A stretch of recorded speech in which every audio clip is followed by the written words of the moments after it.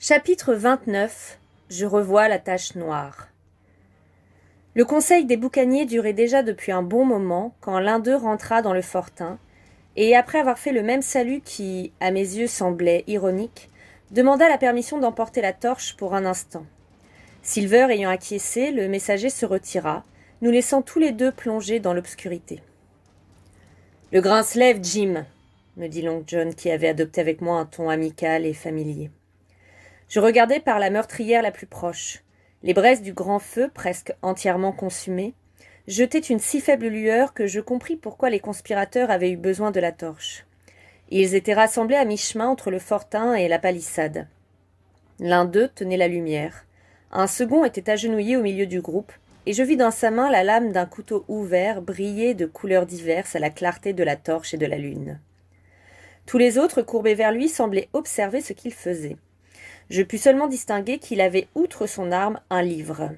J'étais encore en train de me demander comment ils avaient pu se procurer un objet si inattendu, quand le pirate agenouillé se releva et se mit en route vers le fortin, suivi de toute la troupe. « Ils reviennent !» dis-je en regagnant ma place, car il me paraissait indigne de moi qu'ils me trouvent en train de les épier. « Eh bien qu'ils reviennent, mon gars !» répliqua Silver avec bonne humeur. « J'ai encore plus d'un tour dans mon sac !» La porte s'ouvrit, et les 5 hommes, massés sur le seuil, poussèrent l'un d'eux en avant. En toute autre circonstance, il eût été comique de le voir marcher, hésitant à poser ses pieds sur le sol, tenant devant lui sa main droite fermée. « Approche, mon garçon !» cria Silver. « Je veux pas te manger !»« Passe-moi ça, marin d'eau douce. Je connais les règles pour sûr. C'est pas moi qui ferai du mal à un délégué. » Ainsi encouragé, le boucanier pressa le pas, et après avoir donné quelque chose à Long John, de la main à la main, battit en retraite encore plus rapidement vers ses compagnons. Le cuisinier regarda ce qu'on venait de lui remettre. « La tache noire !» s'exclama-t-il. « C'est bien ce que je pensais. Et d'où diable avez-vous tiré le papier ?»« Et là, dites donc, ça alors c'est pas de veine. Vous avez coupé ça dans une Bible ? Et quel est l'idiot qui a abîmé une Bible ?»« Voilà, je vous l'avais dit !» s'écria Morgan. « Il n'en sortira rien de bon. Je vous l'avais bien dit !»« Ma foi, vous vous êtes réglé votre compte vous-même, reprit Silver. Pas de doute, vous serez tous pendus. Quel est le pauvre ramolli qui avait une Bible ? C'est Dick, répondit un des boucaniers. Alors Dick peut faire sa prière. Il a eu sa part de chance en ce monde, mais maintenant c'est fini, je vous en fiche mon billet. À ce moment, le grand maigre aux yeux jaunes intervint. Assez jaspiné, John Silver, dit-il. L'équipage réuni en conseil comme ça se doit, t'as collé la tache noire. Maintenant, comme ça se doit, retourne le papier et vois ce qui est écrit. Ensuite, tu pourras causer. Merci, George. Tu as toujours mené rondement les affaires et tu connais les règles par cœur, ce qui me fait bien plaisir. Voyons un peu de quoi il s'agit. Ah, déposer. C'est bien ça, non ? Joliment écrit, pour sûr. On jurerait que c'est de l'imprimé. Ton écriture, George ? Ma foi, tu deviens un vrai chef dans cet équipage. Tu serais bientôt capitaine, que ça m'étonnerait pas, hein ? Veux-tu être assez aimable pour me passer la torche, dis ? Ma pipe tire mal. Allons, dit George, finis de te payer la tête de l'équipage. T'es un farceur, tu le reconnais toi-même, mais à présent t'es liquidé comme capitaine, et tu pourrais te donner la peine de descendre de ton tonneau pour prendre part au vote.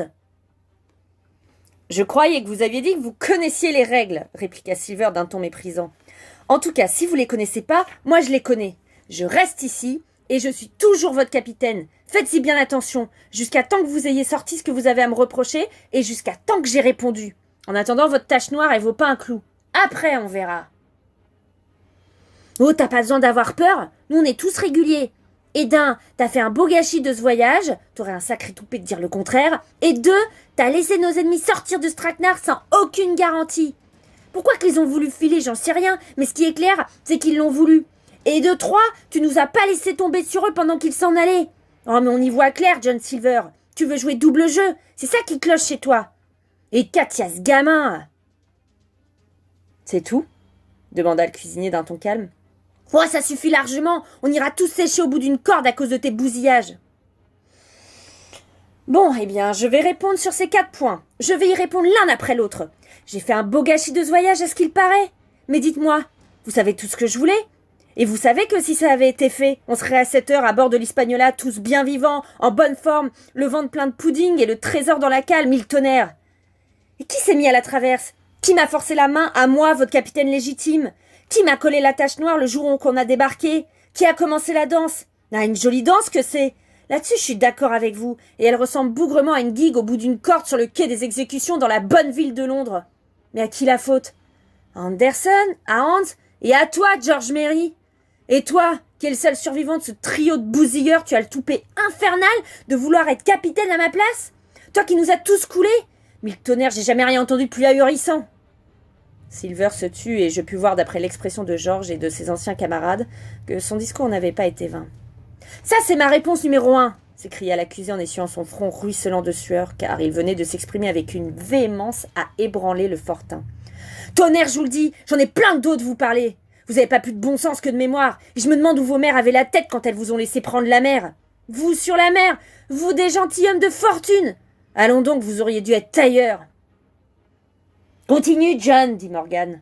Explique-toi sur le reste. »« Le reste ? Mais parlons-en du reste. Vous dites que ce voyage est bousillé? Ah, sacrebleu, vous pouvez pas savoir comment il est bousillé. Nous sommes si près de la potence que j'en ai le cou tout raide rien que d'y penser. Vous les avez vus peut-être, les gars accrochés au bout de leur chaîne, avec les oiseaux qui volent tout autour, et les marins qui les montent du doigt en s'en allant avec la marée? Qu'est-ce celui-là, dit l'un. Celui-là, c'est John Silver, je l'ai bien connu, répond l'autre. Et ils peuvent entendre cliqueter les chaînes pendant qu'ils virent de bord pour atteindre la bouée suivante. Voilà à peu près où nous en sommes, tous sans exception, grâce à George, à Hans, à Anderson et aux autres satanés idiots de leur espèce. Pour ce qui est du 4e point, ce gamin, voyons, mille sabords. Est-ce que c'est pas un otage? Et est-ce que nous allons perdre un otage? Sûrement pas, car ça se pourrait bien qu'il soit notre dernière chance. Tuer ce gamin? Mais comptez pas sur moi pour ça, camarade. Et le 3e point? Oh, il y a pas mal à dire sur le 3e point. Peut-être que vous trouvez que c'est rien d'avoir un vrai docteur diplômé qui vient vous voir tous les jours? Toi, John, avec ton crâne fêlé, et toi, George Merry, qui grelottait de fièvre il y a pas plus de 6 heures, et qui a encore maintenant les yeux jaunes comme une peau de citron? Et peut-être que vous savez pas non plus qu'il y a un bateau de secours en route. Mais il y en a un, et pas tellement loin, et nous serons trop contents d'avoir un otage quand il sera arrivé. Pour ce qui est du 2e point, ce marché que j'ai fait, vous me l'avez demandé à genoux. Oui, à genoux, tellement que vous étiez découragés. Et d'ailleurs, si je l'avais pas fait, vous auriez tous crevé de faim. Mais tout ça, c'est rien. Tenez, regardez pourquoi j'ai traité avec le docteur. Ce disant, il jeta sur le sol un objet que je reconnus immédiatement. La carte tracée sur du papier jaune avec les 3 croix rouges que j'avais trouvées au fond du coffre du capitaine, enveloppées dans de la toile cirée. Pourquoi le docteur la lui avait remise? C'était plus que je ne pouvais imaginer. Mais si l'apparition de la carte me sembla inexplicable, elle frappa de stupeur les mutins survivants. Ils se jetèrent dessus comme des chats sur une souris, se la passèrent de main en main, se l'arrachèrent les uns aux autres. À en juger par les jurons, les cris et les éclats de rire puérils qui accompagnaient leur examen, on aurait pu croire non seulement qu'ils palpaient de l'or de leurs doigts, mais encore qu'ils l'avaient emporté à bord de l'Hispaniola et se trouvaient sains et saufs en pleine mer. « Oui, déclara l'un d'eux, pas d'erreur, c'est la signature de Flint, JF, et en dessous un paraphe avec 2 demi-clés renversées. » « Très joli, déclara George. Mais comment qu'on va l'emporter puisqu'on n'a pas de bateau? » Silver se leva d'un bond et s'appuyant d'une main contre le mur, il s'écria. « Ce coup-ci, je t'avertis, George. Si je t'entends encore dire une insolence, je t'oblige à te battre contre moi. Comment qu'on va l'emporter? Est-ce que je sais, moi? Vous devriez bien me l'apprendre, toi et les autres qui m'avez perdu ma goélette en vous mêlant de ce qui vous regardait pas. Que le diable vous brûle. Seulement, c'est pas toi qui me le diras, pour sûr. T'as pas plus d'idées qu'un cafard. Mais en tout cas, tu peux être poli. Il faudra que tu le sois, George Merry, je t'en fiche mon billet. » Ça me paraît assez juste, dit le vieux Morgan. Juste? Je pense bien, vous avez perdu le bateau, j'ai trouvé le trésor. Qu'est-ce qui vaut le mieux, vous ou moi? Et maintenant, je vous fous ma démission, mille tonnerres. Élisez qui vous voudrez comme capitaine, moi j'en ai plein le dos. Silver! S'écrièrent-ils. Allez, vive Tournebroche! Tournebroche, restez capitaine! Tiens! Voilà que vous chantez une nouvelle chanson. George, mon ami, faudra que tu attendes la prochaine occasion. T'as de la veine que je sois pas rancunier, mais c'est pas mon genre. Et maintenant, camarade, cette tache noire, qu'est-ce qu'on en fait? Elle vaut pas cher, hein? Dis que c'est flanquer la guigne et abîmer sa Bible, un point c'est tout. On pourra quand même embrasser le livre pour prêter serment, non? Grommela Dick, manifestement inquiet de la malédiction qu'il s'était attirée. Une Bible dont il manque un morceau? S'exclama Long John d'un ton railleur. « Sûrement pas. Ça engage pas plus qu'un recueil de chansons. Vrai? S'écria Dick avec une espèce de joie. Ma foi, je suppose que c'est intéressant à avoir aussi bien, hein. Tiens, Jim, voici une curiosité pour toi, dit le cuisinier en me lançant le bout de papier. C'était une rondelle à peu près grande comme une pièce d'une couronne. Un des côtés était blanc car elle avait été découpée dans le dernier feuillet du livre. L'autre portait un verset de l'Apocalypse dont les mots suivants se gravèrent dans mon esprit. Dehors seront les chiens et les meurtriers. Le côté imprimé avait été noirci avec du charbon de bois qui commençait déjà à se détacher du papier et me salit les doigts. Sur le côté blanc, on avait tracé avec la même substance le mot « déposé ». Au moment où j'écris ces lignes, j'ai ce curieux objet sous les yeux, mais toute trace d'écriture a disparu. Il ne reste qu'une éraflure, comme on pourrait en faire avec un coup d'ongle. Ainsi prit fin cette soirée mouvementée. Un peu plus tard, après avoir bu à la ronde, nous nous préparâmes à dormir. La seule vengeance de Silver consista à placer George Merry en sentinelle, en le menaçant de mort s'il manquait à son devoir. Il me fallut beaucoup de temps avant de pouvoir fermer l'œil, et Dieu sait que j'avais plusieurs sujets de réflexion.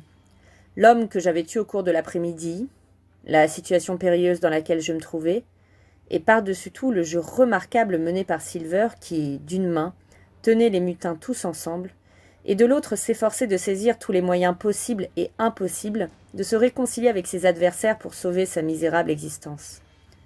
Lui-même dormait paisiblement, en ronflant très fort. Pourtant j'avais pitié de lui malgré sa cruauté, en songeant au sinistre danger qui l'entourait, et à l'infâme potence qui l'attendait.